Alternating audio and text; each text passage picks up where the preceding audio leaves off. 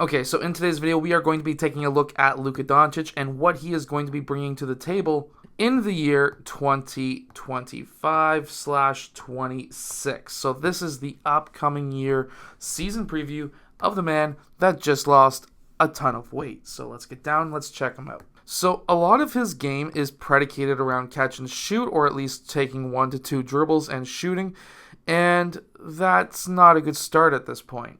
However, after getting that rebound kicked out back to him, he was able to hit this three, so at least the second chance was good. See, sometimes when you lose weight, when it comes to your actual shooting form, so for example, if we back up right about here, now I've had the chance to gain and lose a lot of weight during my time twice actually, and what I find is when you start losing weight or gaining weight, that elbow seems to either flare more or flare less, and this weight loss that apparently has happened over the last couple of months, there has been reports of as little as 20 pounds to as much as 60 to 80 pounds. I think 80 pounds is extending that just a bit too much.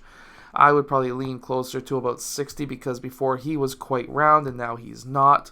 But when you lose weight or when you gain weight, that elbow flares one way or the other, I find. And when that happens, that's going to mess up your shot. So that second chance obviously is going to give him some confidence, but it might actually be a lower percentage shooting year, at least for the first half. At least that's what I might guess. So obviously when it comes to basketball IQ, things are not going to change, but what will change is his ability to actually get to the rim. And that's what we're looking at today. So if we put it into slow motion or even into fast motion, he has a lane right here depending on what this defender does and what this defender does. If they leave this lane open, he's going to be able to get to the rim. However, if this guy comes in too far, it's going to be a kick out to the corner three. So this defender has to be extremely careful in this situation. Now, when you're coming down and attacking, you're going to notice that this man right here, he stayed with his post player. This man is only stunting and then he's going to recover. So this leaves the absolute middle lane wide open and he's able to capitalize by getting right to the rim, keeping the ball nice and high. This is actually a very popular play over in Europe. But basically what you're going to have is a high ball screen. Coming off of that high ball screen, you're going to have somebody in the post coming up and setting a screen for the screener. It's actually a very, very good play to be able to run. This gives quite a few different options. So basically coming off of this play, Luka Doncic has to have the IQ on being able to read if this man is up, potential pass to the roll man.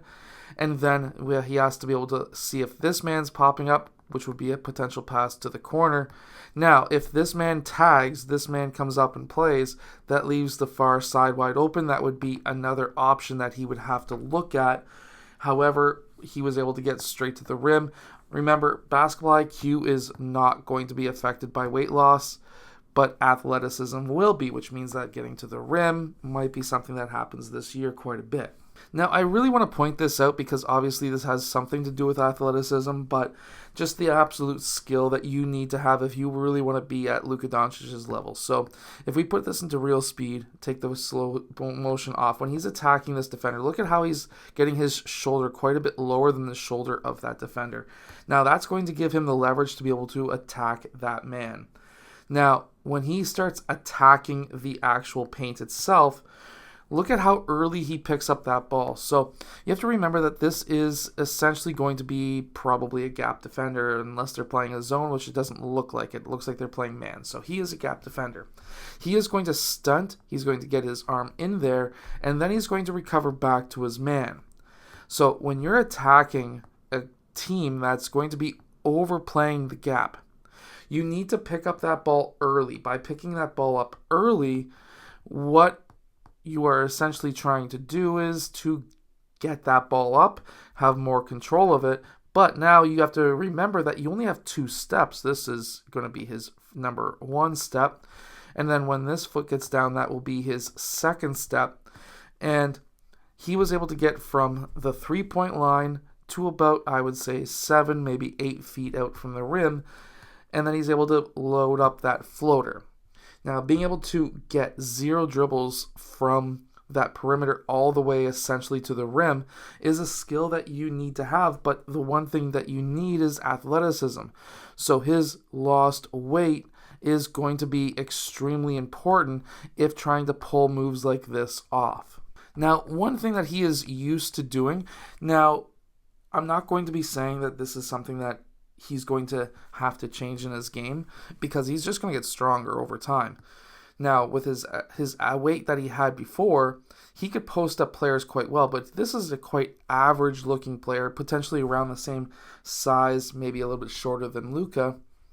But he's having troubles posting him up, but he's able to do this spin fadeaway one-leg jumper. He's still able to make that shot, but the idea here is before he was able to really punish players by posting them up.